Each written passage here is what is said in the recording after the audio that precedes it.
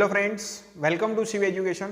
आज આપણે બોર્ડની પરીક્ષાની વિજ્ઞાન વિષયની બ્લુપ્રિન્ટ પર ચર્ચા કરીશું। મિત્રો, તમારે જો ઓછી મહેનતે સારા ગુણ લાવવા હોય તો તમારે આ પ્રમાણે તૈયારી કરવી પડશે। કયા પાઠમાંથી કેટલા પ્રશ્નો પૂછાય છે અને કેટલા માર્ક્સના પ્રશ્નો અને કયા વિભાગમાં પૂછાય છે, તો આ બ્લુપ્રિન્ટ આધારિત તમે તૈયારી કરશો તો ઓછી મહેનતે વધારે માર્ક્સ મેળવી શકશો।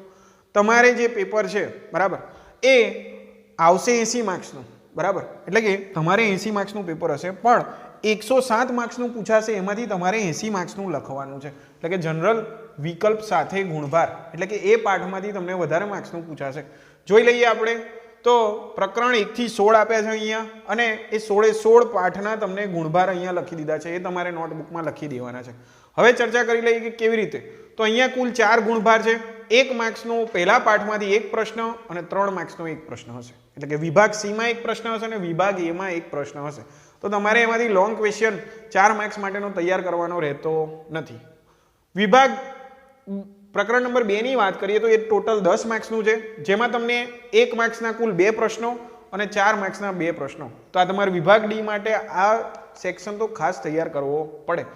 જે તમે આ પાઠના જો તમને 2 પ્રશ્નો આવડી જાય બરાબર તો તમારા 8 માર્ક્સ ક્યાંય જશે નહીં। ત્યાર પછી ત્રીજું ચેપ્ટર 8 માર્ક્સનું છે, જેમાં તમને વિભાગ સી માં 2 પ્રશ્નો પૂછાશે અને વિભાગ બી માં 1 પ્રશ્ન પૂછાશે, એટલે કે 3 દુ 6 માર્ક્સ અને એક પ્રશ્નનો 2 માર્ક્સ, એટલે 8 માર્ક્સ થઈ ગયા તમારા।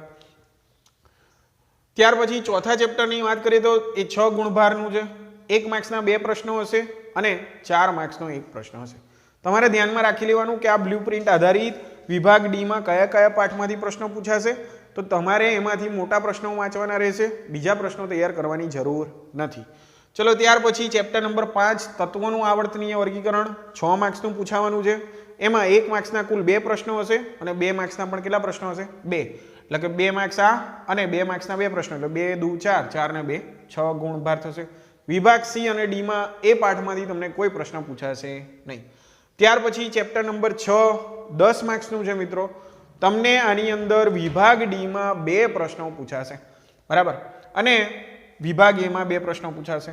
તો ચેપ્ટર નંબર 6 જૈવિક ક્રિયાઓ, તેમાંથી તમારે લોંગ ક્વેશ્ચન પર વધારે ફોકસ કરવાનું છે, જેથી તમને વિભાગ ડી માં પૂછાતા બધા જ પ્રશ્નોના તમે જવાબ લખી શકશો।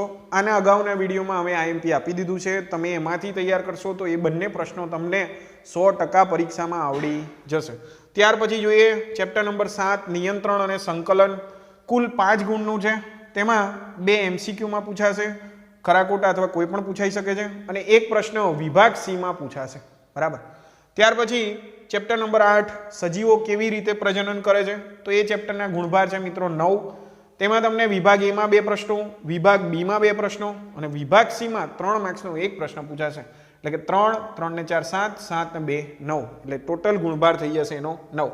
ત્યાર પછીનો જોઈએ મિત્રો તો ચેપ્ટર નંબર 9 આનુવંશિકતા અને ઉદ્વિકાસ, એ તમને 5 ગુણનું પૂછાશે, એક 2 માર્ક્સનો પ્રશ્ન અને એક 3 માર્ક્સનો પ્રશ્ન હશે। ત્યાર પછી જોઈએ ચેપ્ટર નંબર 10 પ્રકાશનું પરાવર્તન અને વક્રીભવન। ઘણા વિદ્યાર્થીઓને ખૂબ અઘરું લાગતું હોય છે, પણ સિલેબસ કટ થયા પછી ખૂબ નાનું ચેપ્ટર છે અને ખૂબ જ સરળ છે, તમે આરામથી તૈયારી કરી શકશો। તો ચેપ્ટર નંબર 10 છે એ પણ 9 માર્ક્સનું પૂછાવાનું છે, 3 1 માર્ક્સના પ્રશ્નો હશે અને 2 3 માર્ક્સના પ્રશ્નો હશે। તો તમારે આ પ્રમાણે તૈયારી કરવાની કે વિભાગ સી માં કયા પાઠમાંથી પૂછાવાના છે, તો એના લોંગ લાગતા ક્વેશ્ચન તમારે તૈયાર કરી લેવાના છે। બધા જ પાઠનું આઈએમપી આપી દીધેલું છે, તમે એ પ્રમાણે તૈયારી કરશો તો પણ સારામાં સારા ગુણ મેળવી શકશો। ત્યાર પછી જોઈ લે ચેપ્ટર નંબર 11 માનવ આંખ અને રંગબેરંગી દુનિયા, 5 માર્ક્સનું છે। હવે મિત્રો એમાં વિભાગ ડી માં 1 પ્રશ્ન અને વિભાગ એ માં 1 પ્રશ્ન। હવે તમે જો ધારો કે આ પાઠ તૈયાર કરતા નથી તો પણ તમે વિભાગ ડી માં પૂરા માર્ક્સ મેળવી શકો। કેમ?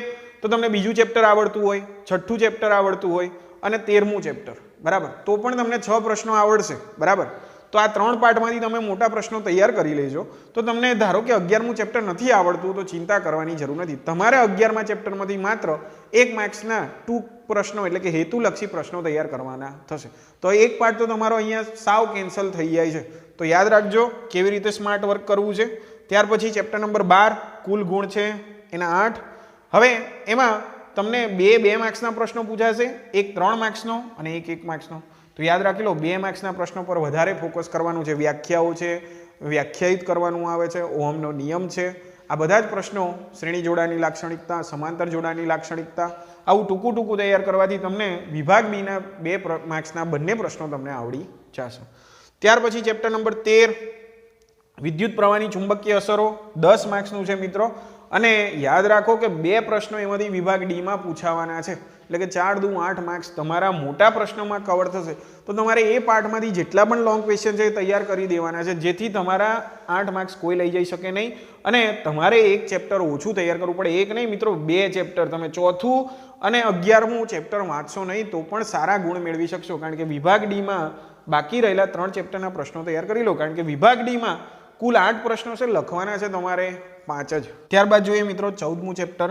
તો 14મું ચેપ્ટર તમને કુલ ગુણ 4 માર્ક્સનું પૂછાશે, જનરલ વિકલ્પ સાથે પણ 4 માર્ક્સનું પૂછાશે. તેમાંથી તમારે 1 માર્ક્સના 2 પ્રશ્નો હશે અને 2 માર્ક્સનો પ્રશ્ન હશે. એટલે વિભાગ બીમાં 1 પ્રશ્ન હશે અને વિભાગ એમાં 2 પ્રશ્નો હશે. 15મા પાર્ટની વાત કરીએ તો 3 માર્ક્સનું છે, વિકલ્પ સાથે પણ 3 માર્ક્સનું છે. એમાં 1 પ્રશ્ન વિભાગ એમાં અને 1 પ્રશ્ન વિભાગ બીમાં પૂછાશે. બરાબર. ત્યાર પછી જોઈએ મિત્રો 16મું ચેપ્ટર 3 માર્ક્સનું છે અને જનરલ વિકલ્પ સાથે 5 માર્ક્સનું પૂછાવાનું છે. તમારે વિભાગ એમાં સૌથી વધારે એટલે કે 3 માર્ક્સનું પૂછાશે અને વિભાગ બીમાં 1 માર્ક્સનું પૂછાશે. હવે આપણે જોઈ ગયા કે વિભાગ એમાં ટોટલ 24 પ્રશ્નો હશે, વિભાગ બીમાં 12 પ્રશ્નો, વિભાગ સીમાં 9 પ્રશ્નો અને વિભાગ ડીમાં 8 પ્રશ્નો હશે. હવે બધા તમારે લખવાના નથી. જોઈ લઈએ કયા વિભાગમાંથી કેટલા પ્રશ્નો લખવાના છે. તો વિભાગ એ 24 ગુણનું છે અને 24 પ્રશ્નો હશે. અહીં તમારા બધા જ પ્રશ્નો ફરજિયાત છે. વિભાગ બી ની વાત કરીએ તો 18 ગુણનું છે, 12 પ્રશ્નો પૂછાશે મિત્રો અને લખવાના છે 9 જ. વિભાગ સી માં 18 ગુણનું 9 પ્રશ્નો પૂછાશે, લખવાના છે માત્ર 6 અને વિભાગ ડી 20 ગુણનું 8 પ્રશ્નોમાંથી 5 પ્રશ્નો લખવાના છે. તો આ પ્રમાણે તમે તૈયારી કરશો તો ઓછી મહેનતે વધારે માર્ક્સ મેળવી શકશો. જો તમને અમારો વિડીયો ગમ્યો હોય તો લાઈક કરો, શેર કરો અને ચેનલને સબસ્ક્રાઇબ કરો. Thank you.